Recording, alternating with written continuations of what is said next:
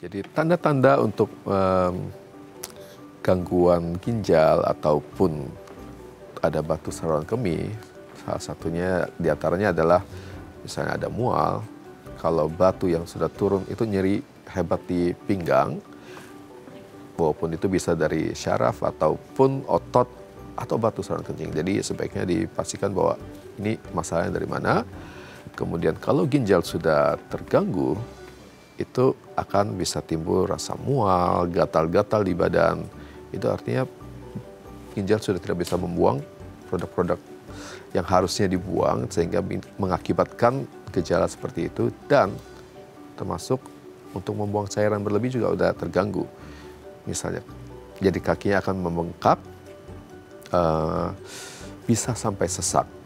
Apabila dan apalagi kalau dari warna kencing sudah campur darah atau pekat sekali dan berbusa, berarti ini ada yang bermasalah di ginjalnya. Itu sebaiknya dilakukan pemeriksaan, baik dari entah laboratorium ataupun pemeriksaan penunjang, tapi sebaiknya sih ya konsultasi dulu, karena masalah tiap orang itu berbeda-beda. Jadi kita mesti menyingkirkan semua itu, ini lihat ini lebih ke arah mana.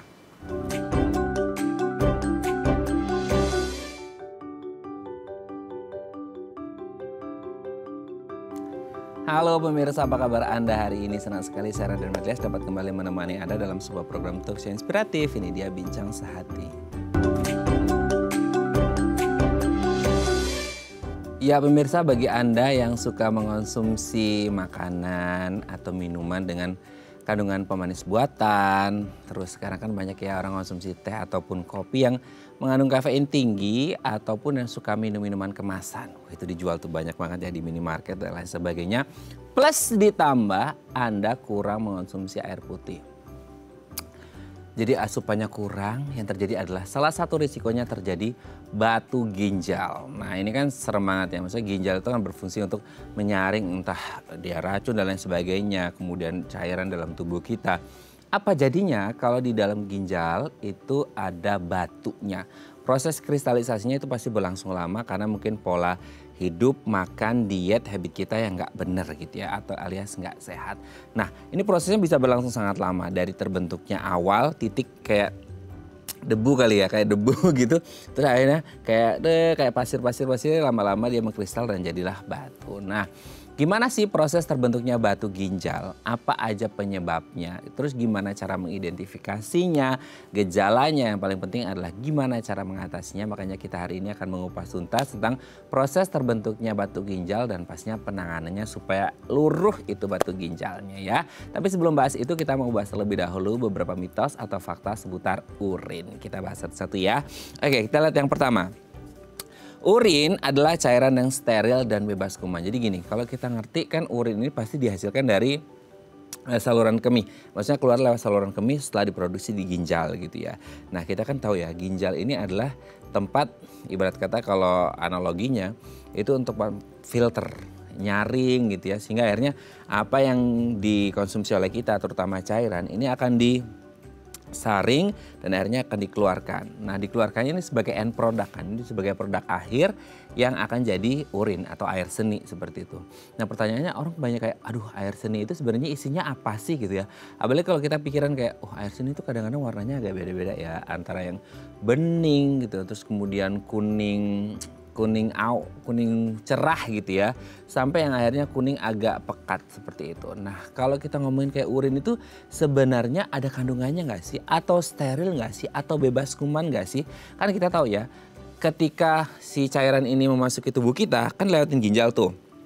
Nah di ginjal itu kan pasti diproses dan lain sebagainya sehingga jadilah urin. Pasti kita kepikirannya, oh berarti urin bersih dong, berarti urin steril dong, berarti urin bebas kuman dong. Kenapa? Karena kita kepikirannya di ginjal air yang kita konsumsi akan diolah gitu ya, disaring nih mana yang jadi racunnya ibaratnya gitu ya, racunnya akan disingkirkan, mungkin nanti akan bergabung bersama kotoran-kotoran yang lain gitu. Nah ketika yang end product yang dihasilkan oleh ginjal ini menjadi urin, sehingga otomatis kayak oh berarti cairan di urin ini sifatnya adalah bersih dong, sifatnya hygiene gitu ya, steril dan tanpa kuman. Tapi kan kita kadang-kadang lihat, aduh kalau urinnya itu warnanya agak pekat gimana, kuning pekat dan lain sebagainya. Berarti ada kandungan lain dong selain hanya cairan aja gitu ya, liquid yang memang dihasilkan sebagai end product. Atau sebenarnya enggak, itu hanya ngomongin selama ini kalau kita ngerti agak pekat itu gara-gara kurang konsumsinya aja air putihnya gitu ya.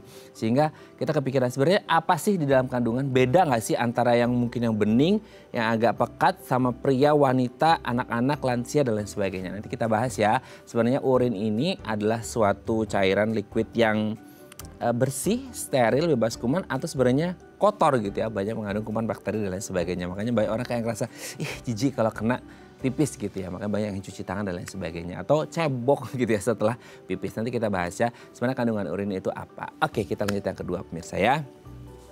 Minum urin, ini agak gimana ya bacanya ya. Minum urin untuk terapi kesehatan. Pernah nggak sih Anda ngebaca, saya kebetulan pernah ya, ada nggak tahu sih, saya lupa sih di daerah mana gitu. Tapi ada loh masyarakat, komunitas yang mereka ini mengonsumsi urin sebagai terapi kesehatan.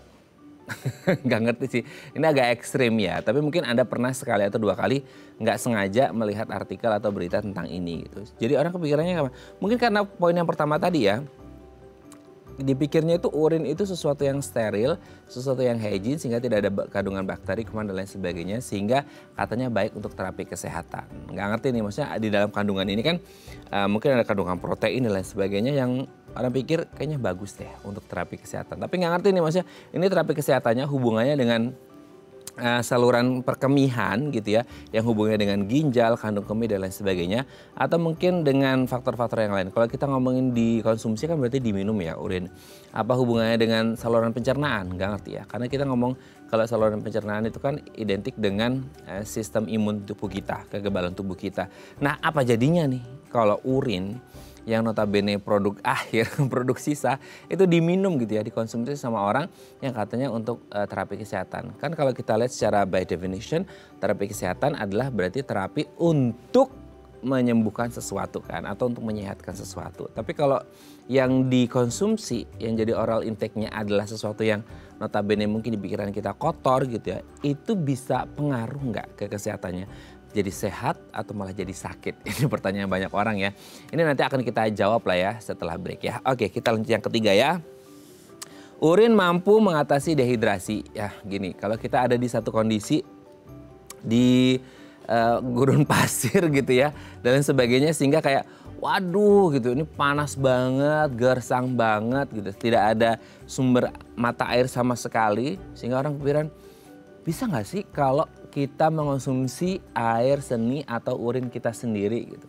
Karena kita kepikirannya ya daripada haus gitu ya, daripada kita dehidrasi, ya udah minum aja kan sama-sama liquid, sama-sama cairan gitu. Tapi kalau nggak ngerti, ini mungkin ada kandungan garamnya atau natrium gitu ya di dalam urin yang sifatnya kan dia asin gitu ya.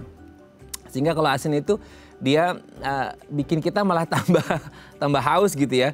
Mungkin efeknya sama kayak kopi kali ya, ada efek diuretik yang akhirnya membuat kita justru malah tambah pingin minum lagi. Tapi kan kepikiran kita ya daripada nggak sama sekali minum gitu ya, daripada kita dehidrasi malah bisa jadi kolaps. Nah akhirnya kita minum deh, itu namanya urin karena sama-sama liquid. Tapi nggak ngerti ya, ada nggak sih efek ke tubuh kita ketika kita ngerasin kayak kita dehidrasi banget nih. Nah untuk menghidrasinya kita meminum air urin kita sendiri. Saya sih nggak kebayang ya itu gimana rasanya orang meminum air urinnya mereka sendiri. Tapi nanti kita bahas sama dokternya ya, apakah bisa gitu dan aman ketika orang dalam force major lah ya gitu, di kondisi yang benar-benar urgent banget mereka mengonsumsi air urin mereka sendiri. Nanti kita bahas ya, boleh atau enggak, aman atau enggak, sehat atau enggak ya, secara medis pastinya ya. Oke, kita lanjut yang keempat pemirsa ya.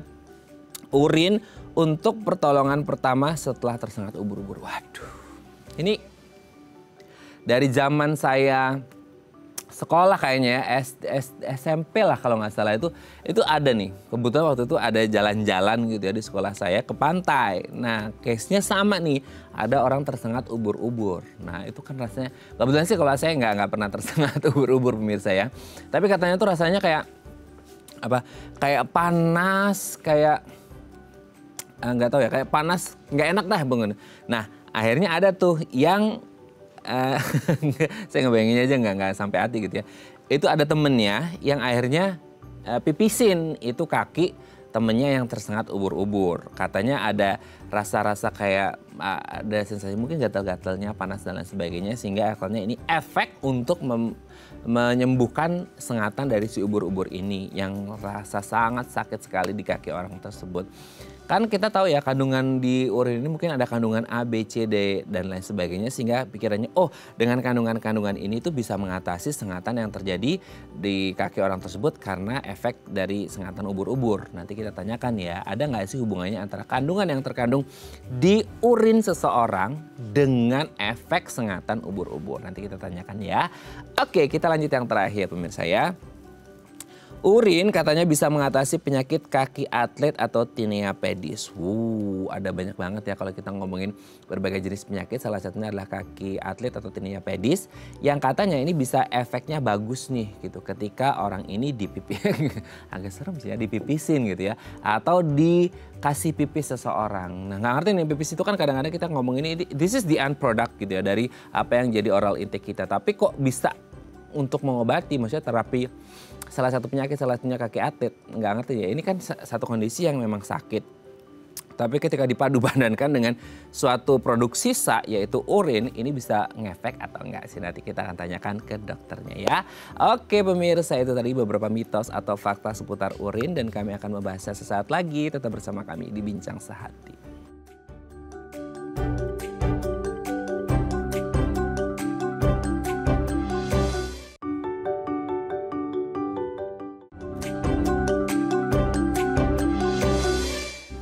Baik, Anda masih bersama kami di Bincang Sehati. Tadi di segmen sebelumnya kita sudah membahas ya, ada beberapa mitos atau fakta seputar urin. Nah, untuk membahasnya telah hadir bersama kami di studio Bincang Sehati ada Dr. Yopi Chandra Diguna Satiawan SPU, dokter spesialis urologi dari Rumah Sakit Royal Taruma. Selamat pagi Dr. Yopi, apa kabar Dok? Selamat pagi. Selamat datang kembali di Bincang Sehati Dok.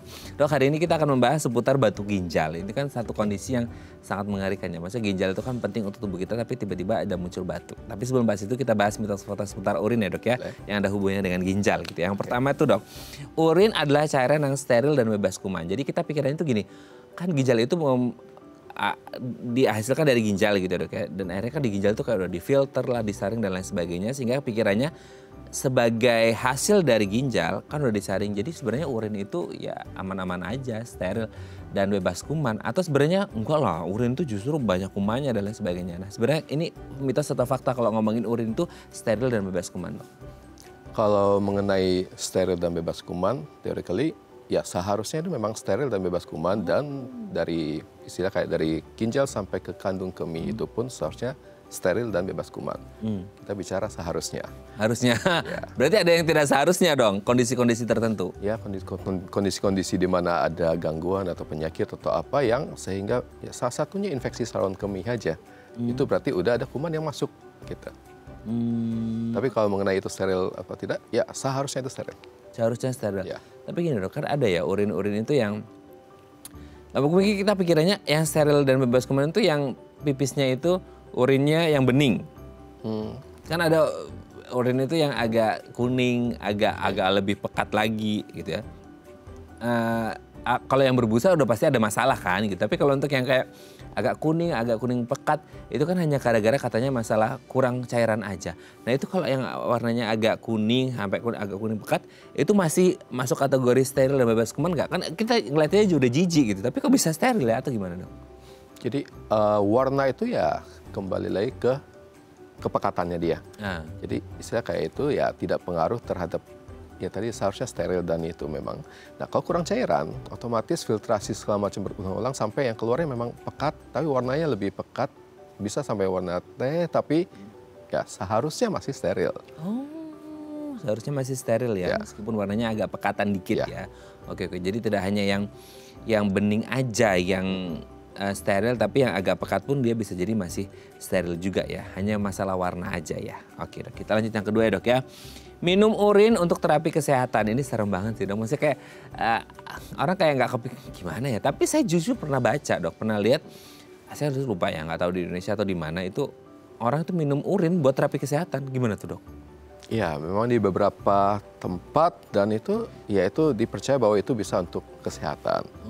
Tapi basically kan urin itu adalah produk sisa yang udah difilter oleh badan dan dibuang nih. Kalau mau recycle ya nggak gitu juga konsepnya ya. Tapi memang istilahnya mungkin yang membantu adalah kepercayaannya itu. Gue yakin dengan ini, gue akan ini adalah Sugesti ya? Sugestinya.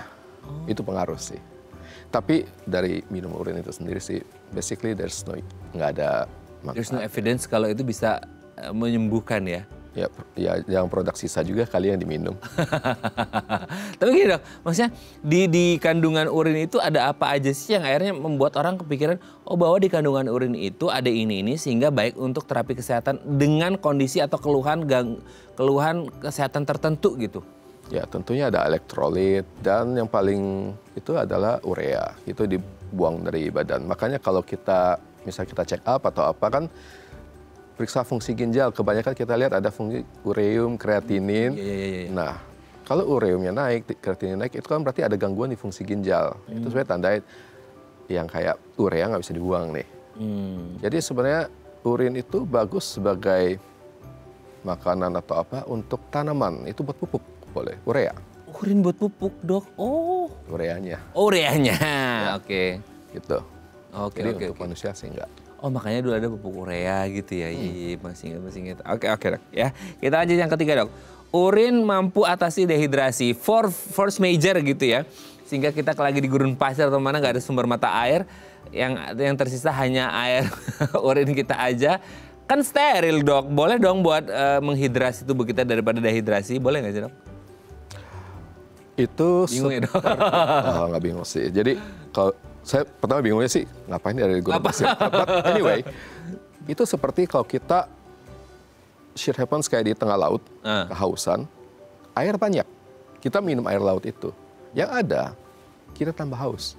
Karena itu osmolaritasnya tinggi, semua urin yang keluar juga pekat. Kalau kita minum, membantu sebentar, tapi hausnya akan tambah haus juga. Dan dia akan malah menarik cairan yang di dalam sel itu keluar gitu. Begitu juga dengan urin nggak?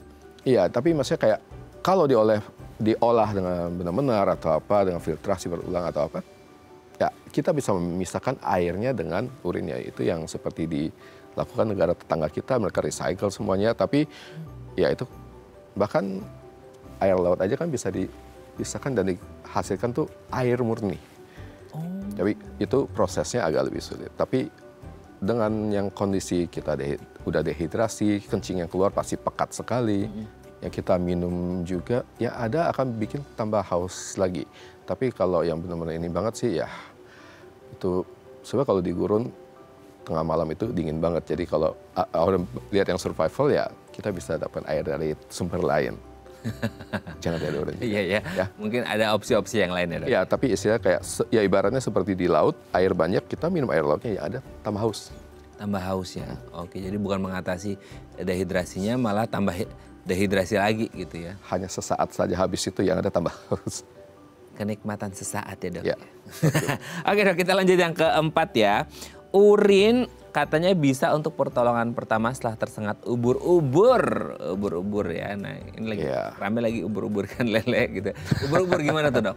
Iya, jadi itu karena reaksi dia bersifat basah dan itu ada ureanya juga dan lebih ke basahnya. Jadi dia menetralisir, jadi istilah kayak sangat ubur-ubur, ya udah pipisin atau apa. Untuk menetralisir terhadap sengatan ubur-ubur itu ya. Oh, kan biasanya kayak kalau disengat, saya sih nggak pernah ya dok ya, jangan sampai deh gitu ya. Disengat ubur-ubur itu katanya rasanya panas dalam sebuah. Nah ketika ada urin di situ, dia apa menetralisirnya kah atau hanya untuk cooling down si panasnya itu atau gimana? Lebih ke menetralisir kayak asam dan basahnya aja, lebih ke netralisir dan itu istilah kayak pertolongan pertama. Ya karena biasa kalau tersengat ubur-ubur ya pasti ada di sekitar pantai, laut gitu kan ya. Jadi ya yang pertama dulu karena tersengat itu sangat panas dan sakit dan merah rash gitu. tergantung jenis ubur-uburnya juga. Hanya pertolongan pertama, setelah itu dibawa ke rumah sakit lah ya, ketemu Ya, dokter untuk diobati secara proper ya dok. Ya. Oke ya, kita lanjut yang terakhir dok. Urin katanya bisa mengatasi penyakit kaki atlet atau tinea pedis. Nah gimana nih dok? Ini mitos atau fakta? Itu mungkin lebih ke mitos ya. Secara teori bisa, tapi lebih dari kandungan urea, tapi butuh konsentrasi yang tinggi banget. Jadi lu udah mesti yang pekat banget baru bisa, tapi ngapain sih susah-susah, itu kan tinea pedis ya kecamur ya, kasih aja obat jamur sih. Saya aneh-aneh. Iya kadang-kadang kan orang tuh kemakan omongan dok, maksudnya kayak oh ini. Akhirnya dicoba-coba gitu ya. Kita sih nggak ngerti ya secara medis itu akan terbukti atau enggak, tapi kalau mungkin ada obat secara medis yang memang bisa menyembuhkan, kenapa enggak gitu ya, daripada nyoba-nyoba malah nanti takutnya urinnya juga karena satu dan lain hal ada penyakit bawaan sehingga malah mungkin tadi ISK dan lain sebagainya infeksi malah jadi ada infeksi sekunder di tinea pedisnya gitu ya. Oke, terima kasih Dr. Yopi sudah terjawab mitos faktanya. Nanti kita ngomongin batu ginjal ya di segmen selanjutnya ya. Oke pemirsa, kami akan kembali saat lagi, tetap bersama kami di Bincang Sehati.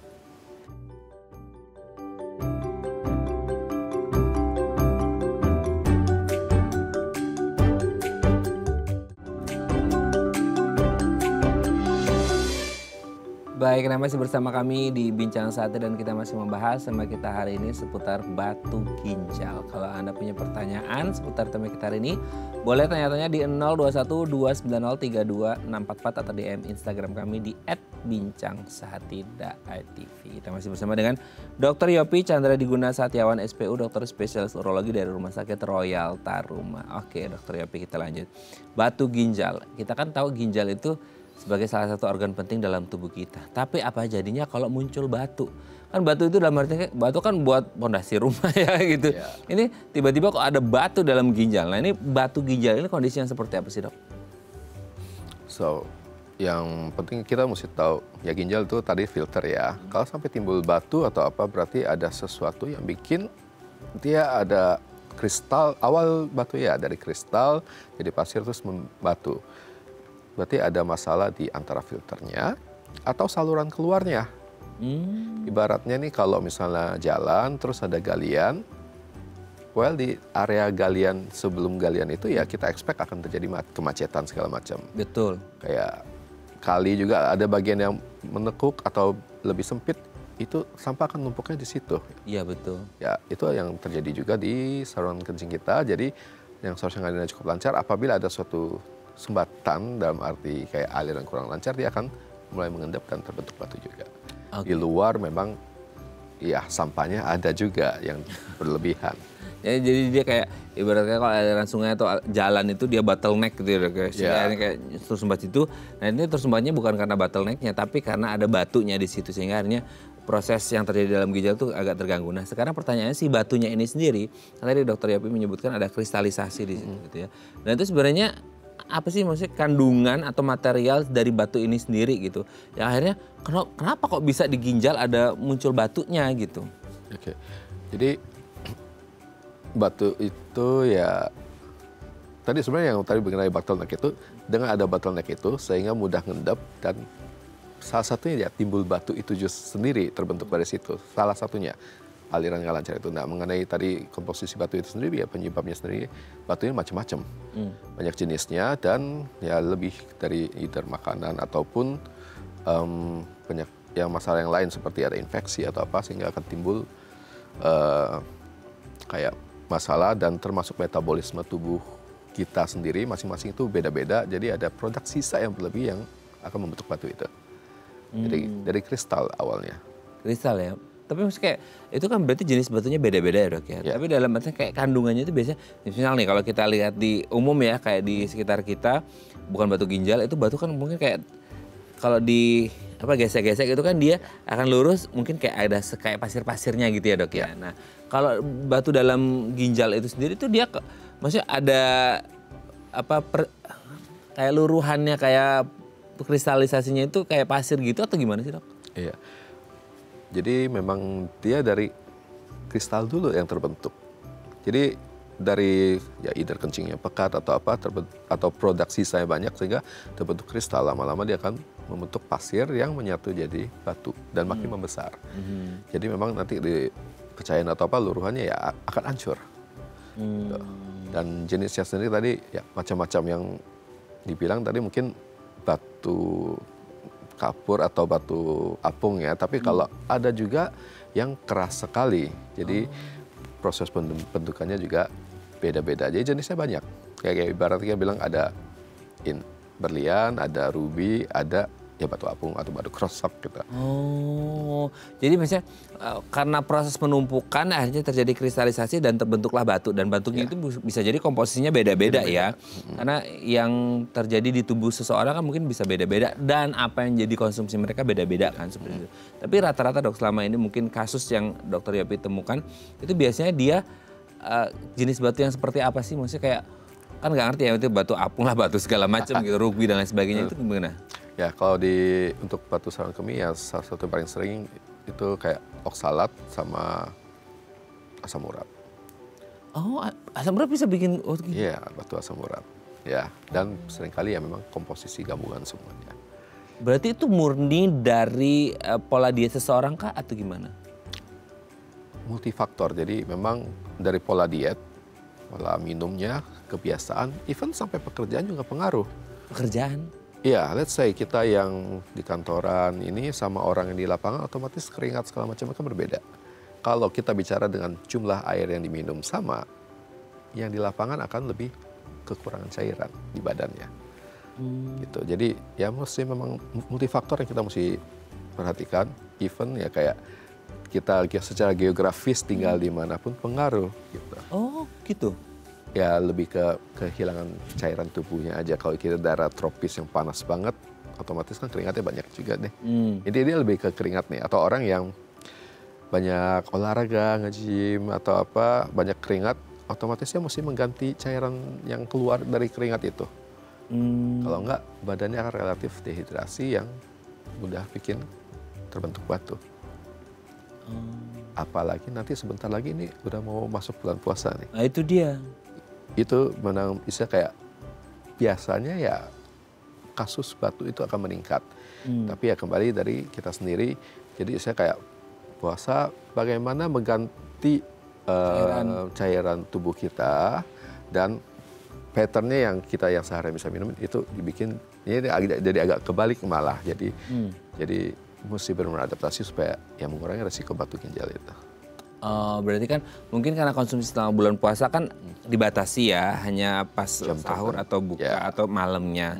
Jangan sampai yang harusnya biasanya kita dalam seharian 12 jam itu siang dan lain sebagainya bisa konsumsi air, ini mungkin akan digantikan ketika setelah buka puasa atau sebelum sahur seperti itu ya dok ya. Jadi jangan sampai puasa malah bikin kondisinya memburuk gitu ya, karena sebenarnya bisa diatasi semuanya ya gitu. Ada jam-jamnya, ada pengaturannya lah seperti ya agak susahnya jadi kebalikan. Jadi dari habis berbuka sampai sahur, ya terus kapan tidurnya gitu. Tetap ya harus ada manajemennya seperti itu. Ya. Tapi kalau kita ngomongin kayak ketika itu terbentuk dok, let's say kita dari makanan dulu ya, itu tuh makanan. Kalau tadi ada urusan sama asam urat juga, mungkin ada beberapa makanan yang di blame bahwa wah ini kayaknya bahaya nih. Apakah hanya sekedar makanan-makanan yang selama ini dikenal orang kayak aduh ini bisa ke asam urat gitu pemirsa ya? Atau ada makanan-makanan dengan kandungan tertentu dok? Maksudnya kayak ada kandungan saripati apa di dalam makanan atau mungkin minuman yang akhirnya ini berisiko untuk ke arah batu ginjal gitu? Jadi lebih ke kalau kita bicara ini batu asam urat nih, simpelnya lihat dulu nih. Ini orang ada asam urat apa enggak? Kalau udah ada asam urat sendiri, ya kemungkinan besar batunya asal komposisi asam uratnya. Dan secara itu pengobatan untuk asam urat ya dia sendiri adalah dia mesti ngatur pola dietnya. Nah ini kandungan produk sisa purin itu yang akan di metabolisme jadi asam urat itu. Nah makanan tertentu yang memang kandungan purinnya tinggi ada. Apa kalau sekarang sih kita kayak ya cek di internet atau apa udah banyak ya, tapi yang penting kita tahu mau cari apa nih. Dan istilahnya itu adalah yang tinggi. Bukannya nggak boleh makan sama sekali, tapi jumlahnya ya mesti dikurangi, disesuaikan. Kita menahan diri. Contohnya maksudnya produk dari melinjo, Coba makan emping, kalau nggak habis itu nggak berhenti kan. Atau kacang gitu kan.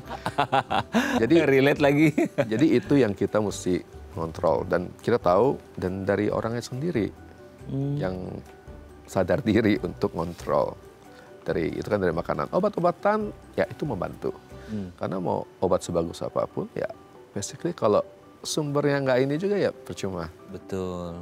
Gitu. Jadi untuk makan makanan ya banyak lah istilah kayak yang batu asam urat ya jeroan terutama, emping, kacang-kacangan, sayur even yang sehat pun yang terlalu itu bisa pengaruh kayak kangkung, daun singkong atau bayam juga hijau gitu. kalau tinggi akan ini. Jadi kalau orang dengan ada asam urat terus ada batu asam urat mau makan sehat makan gado-gado gitu waduh wassalam.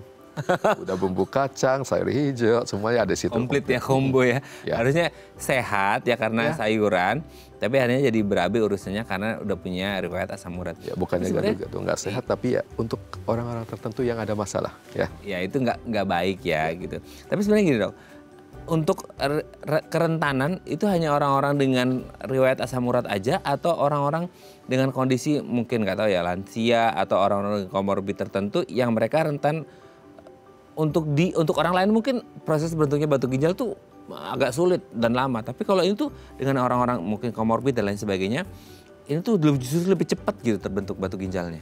Ya ada yang memang istilah kayak kita sebut kayak berbakat batu juga. Berbakatnya agak nggak bagus ya udah. Tergantung kalau dibikinnya batu permata oke sih. Oke sih, tapi ini batu ginjal soalnya gitu. Agak susah. Jadi ya memang mesti lihat lah dari kalau mengenai genetik atau diturunkan dari keluarga atau apa riwayat keluarga pengaruh sedikit tapi lebih ke faktor ya lingkungannya karena dalam satu keluarga kita bicara pola makannya juga kurang lebih sama, kebiasaan anaknya juga yang ikut liatin orang tua ya kan terbentuk yang sama juga jadi lebih ke faktor lingkungan atau kebiasaan habit yang berpengaruh dan memang metabolisme tubuh tiap orang ya beda-beda juga kayak kita mungkin makan porsi yang sama anak kembar aja nih ini satu kok agak lebih kontet ada satu pertumbuhan lebih ini metabolismenya banyak jadi banyak faktor yang mempengaruhi sehingga untuk kayak gini tuh ya kita mesti lihat ya case by case nggak bisa wah tetangga saya ini gini batunya sama apa enggak kondisinya gimana sama dia nggak bisa dipukul rata kayak gitu bahkan even dari satu keluarga yang punya riwayat batu ginjal pun bisa jadi batunya berbeda dan kondisinya bisa berbeda-beda gitu ya dok ya. Tapi ya itu lagi-lagi masalah habit, lifestyle seseorang yang akhirnya terbentuk di keluarga itu bisa memengaruhi kenapa seseorang gak ngomongin genetik tapi habit yang akhirnya membentuk seseorang kenapa ada batu ginjal di tubuhnya gitu ya. Oke dok, nanti kita lanjut lagi ya di segmen selanjutnya ya. Oke pemirsa, kami akan kembali saat lagi tetap bersama kami di Bincang Sehati.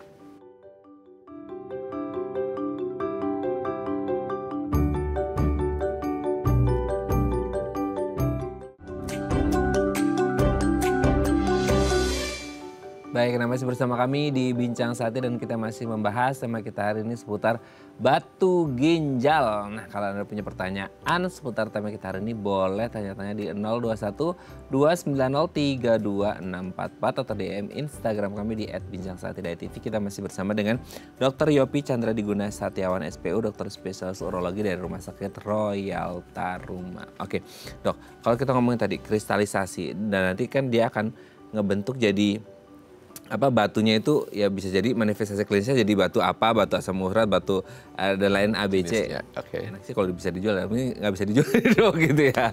Oke, nah ketika batu ini dalam proses pembentukan, ini biasanya sebelum kita ngomongin gede gitu ya, itu tuh kayak orang ini bisa kayak ada rasa-rasa gejala atau ciri-ciri yang orang ini bisa rasakan gitu atau kayak nggak bisa dari awal tuh nggak bisa ketika masih kecil nggak akan ada rasa apa-apa gitu atau gimana dok? Ya mungkin bukan ukurannya ya. Jadi yang kita rasakan atau apa itu lebih ke ini kita bicara ginjal, itu bagian dari sistem saluran kemih. Jadi secara itu ginjal fungsinya sebagai filter, semua disaring dan akan dikumpulkan turun lewat satu saluran dari ginjal ke kandung kemih. Itu kita bilang ureter. Terus dari kandung kemih ditampung kayak ibaratnya toron air, terus baru keluar lewat uretra. Ya. Ginjal ada kanan kiri nih, jadi kita bicara itu sistem saluran. Nah, kalau ada batu ataupun sumbatan, itu akan bikin aliran itu terhambat sehingga ginjal kita, ya karena dia bukan pipa pralon, jadi nggak rigid gitu, dia akan elastis, dia akan membengkak. Membengkak sehingga mulai timbul rasa sakit, terutama di daerah pinggang, pinggang di atas sini. Di balik rusuk. Jadi ginjal itu di sini ya. Di sisi belakang, di balik rusuk itu terlindungi oleh ginjal itu terlindungi lah. Nah itu kalau sudah pembengkakan, tapi dari proses batu yang kecil itu justru yang bikin sakit, yang gede enggak. Karena yang gede dia nggak akan bisa turun ke saluran itu. Tapi yang kalau yang kecil, Betul. dia turun, nyumbat. Nah waktu nyumbat pertama kali, mekanisme tubuh kita itu ini ada yang nyangkut nih. Nah coba keluarin, diurut, diremes. Badan versus batu, ya sakit banget. Jadi istilahnya itu kolik. Jadi benar-benar udah sampai keringat dingin, kadang pingsan, bisa sampai mual muntah juga. Dan ya istilah aku sih, itu kayak orang udah kayak posisi kayak udah udang membungkuk aja, diem aja gitu, nggak bisa ngapa-ngapain. Jadi itu memang sakit banget. Dan ya itu dari badan kita berusaha ngeluarin itu. Kembali lagi nanti bisa keluar apa enggak ya tergantung seberapa gede salurannya dan seberapa gede yang mau lewat. Terus mengenai batu yang gede justru ya dia nggak turun, nggak akan bikin istilahnya kolik yang nyeri hebat itu. Jadi yang dirasakan cuman pegel-pegel di punggung belakang aja. Nah orang Indonesia hebatnya tuh tahan banting semua. So biasanya datang ke saya itu either udah ada tempelan koyo ataupun bekas kerokan atau apa. Jadi udah dicoba macam-macam dulu baru datang. Oke, tapi gini dok, yang justru sakit itu yang kecil ya, karena dia bisa nyumbat ke aliran mungkin pipisnya orang gitu ya, ke saluran kemihnya gitu. Kalau yang gede enggak. Tapi kan pertanyaannya gini dok, sebelum dia gede kan pasti kecil dulu gitu ya. Berarti ketika ada yang gede dan dia nggak masuk, yang kecil masuk, ada kemungkinan gini, misalnya ada kemungkinan yang kecil itu bisa masuk ke saluran, ada yang enggak atau gimana dok? Jadi dalam ginjal sendiri kalau kita belah itu dia kayak tadi kan dikumpulin kan, jadi dia seperti bercabang-cabang. Ada 3 cabang utama, ke atas, tengah, bawah, itu pun bercabang-cabang lagi. Ya, simpelnya kayak bayangin akar pohon, merambat gitu. Nah, kalau dia di ujung-ujung semua dan nggak keluar, nggak bandel lah, stay di situ, dia akan pelan-pelan membesar. Tapi kalau misalnya kita minumnya banyak kerak, ini kocok-kocok gini, dia bisa turun, lepas dan turun. Kalau cukup kecil, ya keluar sendiri. Tapi kalau ya ukuran-ukuran udah nanggung nih, kita bicara let's say 4-5 mili, itu berasa tuh. Karena ukuran saluran kita juga segitu, walaupun elastis. Jadi kayak istilah ukuran yang kecil seperti itu, orang bilang ya dengan obat atau ya ada kayak herbal juga, itu membantu. Iya, itu yang ukuran kecil. Which is obat-obat itu ada yang fungsinya melonggarkan, bikin dia lebih lemas dan ini kan elastis, lebih gampang untuk lewat. Obat-obat yang lain itu kayak kumis kucing, gizi beling atau apa, bikin kencingnya lebih banyak, ngedorong dia untuk flush dia keluar. Ya tentunya harus dibantu dengan minum juga. Nah itu dia ya. Kalau misalnya kita minum itu semua tapi minumnya kurang, apa yang mau dikeluarin dari peras habis badannya. Nggak ada pendorongnya ya dok ya. Iya. Oke dok, sebelum lanjut ini ada DM Instagram dok, saya bacakan ya. Ini dari Ibu Sherin. Dok, ada makanan yang bagus dan nggak bagus nggak sih buat pasien batu ginjal? Terus kalau udah sembuh, apa pantangan makan itu masih berlaku? Oh, kalau lagi ada batu ginjal ya, ada makanan yang boleh nggak boleh dikonsumsi, dan setelah sembuh ada masih pantangan atau nggak? Nah gimana tuh dok? Jadi untuk bisa tahu ada yang memang multifaktor, termasuk salah satu dari makanan. Betul. Kita mesti tahu dulu ini batunya jenis batu apa sih, ya. Dan makanan apa yang mesti dihindarin. Nah kalau udah sembuh, ya bukan berarti oke, gue bisa makan sebebasnya lagi ini. Ya. Karena buktinya lu udah pernah membentuk batu ginjal, lu udah berbakat. Jangan tambah lagi faktor resikonya itu bisa kayak sengaja mepet-mepet bahaya gitu. Akan bisa berulang. Jadi Satu, orang nggak ada lahir dengan batu. Kedua, kalau udah saat ini sembuh hilang, akan bisa terbentuk lagi. Dan lebih berbakat karena udah terbukti lu udah pernah bikin gitu loh. Artinya lu bisa. Lebih rentan berarti orang yang udah pernah ya? Ya itu maksudnya udah terbukti bahwa ya dengan paparan segini udah terbentuk batu gitu. Dibandingkan orang belum pernah ada batu berarti ya either ya minumnya banyak atau apa. Tapi yang udah pernah bikin batu berarti lebih, yang udah terbukti lebih gampang bikin batu. Apalagi yang udah rutin. Banyak yang tiap rutin dong, berarti sering dong. Ya rutin sering ya, keluar batu kecil gitu. Tapi itu sebaiknya diperiksa karena satu dia berbakat batu, kedua yang keluar itu kan yang keluar.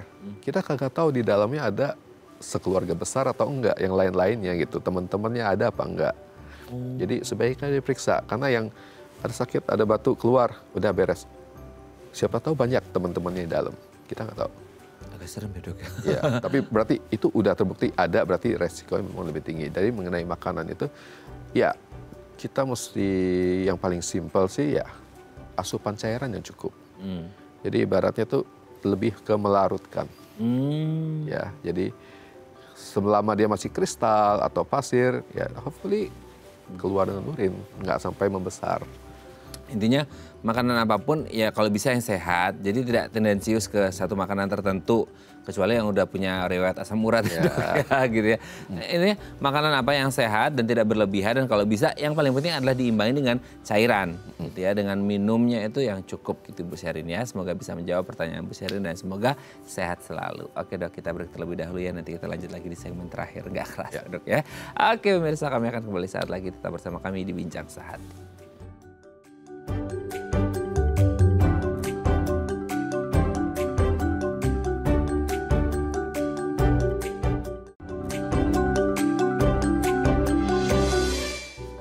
Baik, Anda masih bersama kami di Bincang Sehati dan kita masih membahas tema kita hari ini seputar batu ginjal, masih bersama dengan Dr. Yopi Chandra Diguna Satyawan SPO, dokter spesialis urologi dari Rumah Sakit Royal Taruma. Oke dok, tadi kan kayak pembahasan kita sebelumnya, orang tuh kayak kecil-kecil kok bisa berulang.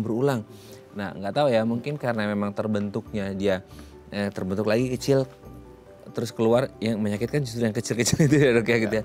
Nah kan pertanyaannya tadi dokter Yopi menyampaikan, wah ini bisa jadi itu terbentuknya memang kecil-kecil atau ini banyak saudara-saudaranya nih di dalam ya, temen-temennya yang mungkin orang ini nggak sadar bahwa itu bukannya sekadar sedikit-sedikit aja kristalnya, tapi itu mungkin luruhan dari yang besarnya di sini, atau mungkin ada teman-teman yang lain yang belum keluar sehingga akhirnya rekuren terus gitu ya, terjadi kambuhan dan lain sebagainya gitu. Nah sekarang untuk mengetahui bahwa wah ini kayaknya gejalanya udah tadi dokter Yopi sampaikan, terus kok ini keluar ya, kecil keluar lagi. Untuk pemeriksaannya gimana dok? Untuk menentukan atau menegakkan diagnosis bahwa ini beneran ada batu ginjalnya, atau yang lebih ekstremnya lagi karena sering berulang, dok saya kok sering berulang ya dok, saya periksa deh ternyata di dalamnya kelihatan tuh gitu. Itu ada pemeriksaannya seperti apa dok? Ya jadi untuk itu kita perlu lakukan pemeriksaan penunjang karena yang kita tidak ingin terjadi dan dari kita urolog itu iya, betul. Mempertahankan fungsi ginjal. Jangan sampai kalau rusak itu pilihannya cuma dua. Either you cuci darah seumur hidup, jadi hidupnya nggak jauh-jauh dari rumah sakit karena mesti berulang terus, atau cari orang yang mau ngasih ginjal satu terus cangkok, transplant. Itu juga susah. Dan karena ada yang mau pun belum tentu cocok. Nah, pemeriksaannya yang paling simpel adalah pemeriksaan ultrasound, USG. Karena sekarang kita ya sering lah istilah kayak medical check up atau apa, lebih ke laboratorium. Jarang melakukan pemeriksaan USG.